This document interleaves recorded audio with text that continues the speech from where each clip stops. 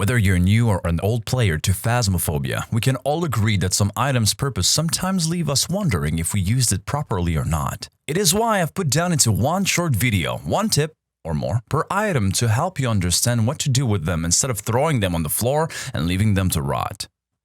Going through the list in order that appears on the buy menu, the first item on the list is the new and famous D.O.T.S Projector. The D.O.T.S Projector is a little device that, once attached to a wall, a floor, or any surface that accepts it, generates a field of green dots that help reveal the presence of a ghost. Now, this item was a bit hard to figure out at first, but as of patch 0.3.2, the devs have made it much easier to figure out. The thing was and remains that the ghost passes through it extremely quickly. You literally need to expect the ghost to be running through in the span of a second or less. What the devs did, however, to help the players use that item is to make the apparitions through the D.O.T.S Projector happen a lot more often.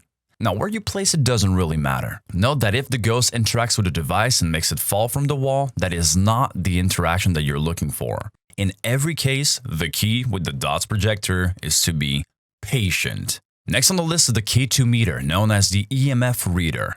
One of the most straightforward items in the game. You bring it in, walk around the rooms or the room that you suspect to contain the ghost and pray that it's going to interact with it. The EMF can be a little annoying, as sometimes it'll light up instantly to a 5, revealing the evidence, but sometimes can take almost your entire run to light up. My tip for this one is to definitely keep an eye on the activity board on the van for jumps of 5s. Not 4, not 6, not 7, 5. 0 to 5, 1 to 6, 8 to 3, etc. In 98% of the cases, if not 100, it will imply that the EMF will read 5 and you can instantly add it as a safe evidence to your list. Note that sometimes you'll even witness the jump on the activity board before you'll be done bringing your equipment inside at the start of a run. Much faster results. If after all that you still find yourself unsure whether or not you're dealing with an EMF 5 and happen to have scored the Ouija board, make sure you ask a few questions while having the EMF next to it. Usually, within 2 or 3 questions, you'll be getting an EMF 5 if it's meant to be, so keep that in mind. Up next, the flashlight. Well, not much to say about it, really. You open it, it lights your way up. Woohoo. But in all seriousness, if you plan on having a creepier and immersed feeling, the standard flashlight can bring that sentiment to life. If you're more of a, chicken, like me, you'll simply go with the strong flashlight. Straightforward. It's stronger. My tip overall for them, and as of patch 0.3, is to absolutely close it when the ghost is hunting, otherwise it will attract them. Note that the clicking sound of the flashlight will also attract the ghost to your location, so be aware of that. Now the ghostwriting book, pretty simple of a concept. You place it down and wait for the ghost to interact with it. The best tip I can give you is not to be afraid of putting it over furniture that will potentially allow it to cover more ground. Say maybe a 3 meters radius, so that the ghost would be more likely to interact with it. The rule of thumb would be to bring the book in the room where you hear the most thumping, walking, or ghost interactions and move it closer to where you'll hear the steps. Keep in mind to bring patience, as the ghost can sometimes take a long time to interact with it. Next on the list is a spirit box. There isn't much to know about it, as its concept is just as simple. Something good to know with the spirit box is that you need to make sure the lights are off before asking it questions, but also to figure out whether it's an alone ghost, which requires you to be alone in the room with it, or an everyone ghost, which will basically answer you no matter what. What I would recommend to you if you want to keep it simple like I do, go straight to simple questions like my 3 favorites: are you here? Are you close? How old are you? Those will guarantee you answers, which will narrow down faster if you'll get the spirit box as an evidence or not. Important to note that the spirit box, just like the ghostwriting, can take a while to trigger sometimes. Make sure you circle around the haunted room at least twice with a few intervals before ruling it out. The box's radius can sometimes be really small, and the ghost might just be hiding in the corner of the room. Something unbeknownst to most is that if you do not have a microphone when playing Phasmophobia, and one of the evidence is going to be spirit box, a quality of life change is that if you stick around with the box open, it will eventually give you an answer without requiring you to ask anything. It takes a moment though, so be ready to wait for it. Next we got the UV light. Again, as straightforward as it gets, you basically need to be looking for full handprints that can appear on doors, windows, and cell blocks bars. Keep an eye out on light switches as well, as the prints will be of a thumb, which can be very much harder to see at times, and especially if you're far from it. Note that fingerprints might need some ghost interactions to trigger, such as hearing the ghost play with light switches, knock on windows, or open doors before you see the prints appear. Alright, for the video camera. The devs recently changed up the way to use video cameras by adding a little screen on them, which allows you to walk around the house in order to find ghost orbs. Note that the only way to find ghost orbs with them is by using night vision. Also, the ghost orbs are usually of a decent size, but can be really faint. So definitely take a break here and there when looking to wait and see if some would appear in front of you or within your room. Note that on rare occasions in previous patches, the orbs would appear in adjacent rooms to the haunted room, but the devs have now confirmed that the ghost orbs only appear in the active room. So if you see ghost orbs in the air, search no more. You found the haunted room. The candles! Honestly, there isn't much to say about them. You just position them in a way that you think the ghost will be interacting with. Usually on the floor near them, where you hear walking or thumping would be a perfect place to set them up. Their flame used to be pretty inconsistent as to when they would vanish, but in this recent patch, the devs don't seem to be beating around the bushes. If you bring a lit candle and it stops, your side objective is done. My tip really? Don't slack on the candles. Bring them in, set up the mood. Even ghosts need some loving and some attention. After all, afterlife would be boring as hell if you were stuck in a home alone. Now the crucifixes, an item that many still discuss when it comes to how to use them. The general rule of thumb of the crucifixes is that they need to be on the floor to help prevent a hunt, not in your hands. Each crucifix will have a radius of about 3 meters to guard against a hunt and will have 2 uses. After the first use, half the crucifix will be munched and you'll see a few faint red lines on them. Those can also be seen in the dark. When the crucifix is completely used up, you'll see it fully distorted, fully red, and mostly melted. That is when you know you've lost your protection. I would recommend placing them in diagonals in the rooms to try and cover most of them. Being stuck with only 2 crucifixes makes it hard to cover bigger rooms as seen in high school, prison, or asylum, but you can still move them around according to where you hear the ghost be more active within the room. A special note also that only for the Banshee, the crucifixes are going to have a 5 meters radius on the floor as it is their weakness. In that scenario, the coverage is even easier. The Glowsticks, those have been slightly changed for this new patch. I don't really see what tips to give aside from bringing them in the rooms and waiting for them to reveal fingerprints at the same locations you'd search for them with a UV light. The devs recently changed them to glow stronger, but made them have a limited lifetime. Once you start it, it will glow strong for about 30 seconds and then will proceed to lose its intensity for the next 30 seconds. I don't personally use them. Head-mounted cameras are basically as you would expect them to be, little GoPros on top of your head that the van jockey can use to give you orders while you risk your life in the house. Don't get me wrong, I love van jockeys. They often help me have the courage to not even wear my brown pants anymore.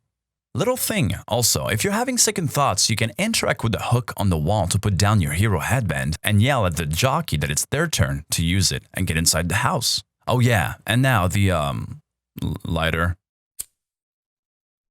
The motion sensor, pretty easy item to use. You place it on the wall and wait for the ghost to trigger it for the objective. Not much to say aside from the fact that you can see the red light of the sensor on the map in the van, which will turn green followed by a low beep sound that would also be heard at once, telling you that the ghost triggered it. Note that the low beep can sometimes be heard from inside the house as you move around too. I usually try to keep the motion sensors below the belt for when you find yourself against a crawling or child ghost. It guarantees that they'll run into it. Same thing as placing it on the wall while being chased. But that's playing with fire and nobody likes that. Just kidding, risk your life for $10, why don't ya? Now the Parabolic Microphone is one item that got changed in a good way in the recent update. How to use it? Simply check out the decibels that would be received by it and follow them. The devs even added some extra scary sound interactions with the ghosts for your creepy pleasures.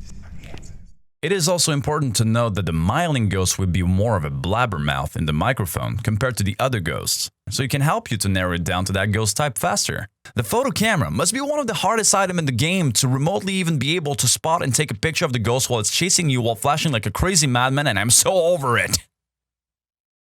So yeah, the photo camera is simple. Really. You just use it to make easy money when you play. Take a picture of the bone, fingerprints, writing in the book, and a Ouija board to make extra money. Note that you can take a picture of every answer on the Ouija board to make extra money. It is important to note that for the amateur and intermediate difficulty, taking a picture of your dead teammate will allow them to have insurance if they die. That feature isn't available in professional difficulty. Something to add, if you're a pro like me at failing at taking pictures of the ghosts, is to bring 2 photo cameras in your hands and alternate between the 2 with your mouse wheel to take much faster pictures. Usually does the trick. Another trick is to still use the wheel back and forth even if you only have 1 photo camera in your hands. The delay between the pictures is much faster even this way. For the salt, I don't really have any tips to give aside from maybe being meticulous in the way you place it on the floor so that it covers most of the area where the ghost is roaming in the room. You can also try and draw something nice, like totally not something obscene with it. The Sanity Pills, well, like any drug, I would tell you to be responsible with them. Happy pills doesn't mean spam me pills. Thanks, Mom. For real though, I would go easy on them, as a lot of interactions with the ghosts, crucifixes, ghost agitations, etc. will often occur when your overall sanity would be going down. I usually try and keep them for when I feel like the ghost is hunting too much and that I need to slow down the game to maybe get a ghost event instead of a hunt, or simply to try and still be able to walk around the building without the constant hunts. Plus, let's face it, if you run out of them too fast, it can really screw you up for the rest of your investigation. Now, the Smudge Sticks. An obvious tip with this one is to have a lighter in your offhand, and all you have to do is to press F for the stick to light on fire. Pretty simple. Bear in mind that the stick only burns for 5 seconds though, so if you plan on using it to cleanse a room, just make sure you run and zigzag around with it roughly. It's usually going to get the job done. Something that used to be inconsistent but that is now very useful is the use of the Smudge Sticks to repel the ghosts. Call it your second life if you're in a bad situation. The Smudge Stick is a great way to help you get rid of frisky ghosts getting too close, or even the dreaded revenant that is going to zoom straight to your face. Okay, now, the sound sensor. That one is rather useless if you play alone, or even in general. What it basically allows you to do is to have the zones covered by it appear in color on the map in the van and show on the graph next to it where the activity is happening. Great to use if you feel tactical and plan on taking your time in the van. Not so great of a use if you're alone and going in the house to investigate. I'll be skipping the strong flashlight as I've talked about it earlier alongside with the regular flashlight. One of the most important items in the game is the thermometer. Hands down my favorite item to use when starting a hunt to help narrow down where the room is. It is important to note that the location's power will always be turned on at the start on amateur or intermediate difficulty, but will be turned off in professional. My tip would always be to go and make sure that the power source is on and then start roaming around the house to see which room will not quite hit 10 degrees Celsius or 50 Fahrenheit. Note that for this example, I'll be using mostly Celsius here. Otherwise, I'm going to be spamming you with Celsius and Fahrenheit all over the place. Alright? If the thermometer indicates between 10 and 20 degrees Celsius, you know it's not quite the room you want. The closer to 10 degrees Celsius it gets, the closer you'll be to the room, and once it starts going under 10, you know you're close to the goal. In the perfect world, you'll see the temperature drop from, say, 15 degrees Celsius to straight 6 degrees Celsius when changing rooms, and that would be when you know that you have found the room. Important note to keep in mind that if the thermometer drops under 3 degrees Celsius, in 99% of the cases, it means that you're going to get freezing temperatures. That's assuming that you haven't had freezing breath in front of you just yet. And finally, the tripods. As much as I would love to have something special to say about this last item, it still very much remains a stand for a camera. In the previous patches, the tripods were a great way to set up your video cameras in order to investigate orbs from the van. But now that we're able to walk around with the cameras to catch orbs, the tripods are left a little behind. I guess in the case where you would suspect to be dealing with a Goryo, and that there will be no furniture around to put the camera on, which happens like 3% of the time, well, that would be the moment you would use a tripod. Aside from that, keeping your money for now instead of bringing those is probably my best tip. So that about sums it up when it comes to my insights on how to use the items in Phasmophobia. I do hope this little guide enlightened you on how to use certain of them and in which situation. Keep your eyes on YouTube as more guides will be coming to my channel. Also, a reminder, I am live 5 days a week on Twitch at 9 AM Eastern Time with all the usual solo Phasmo shenanigans. It's always a good time. We got a great family going on there, so make sure you check it out. And as always, I hope you guys enjoyed the video. Thank you so much for watching, and I'll see you in the next one, alright?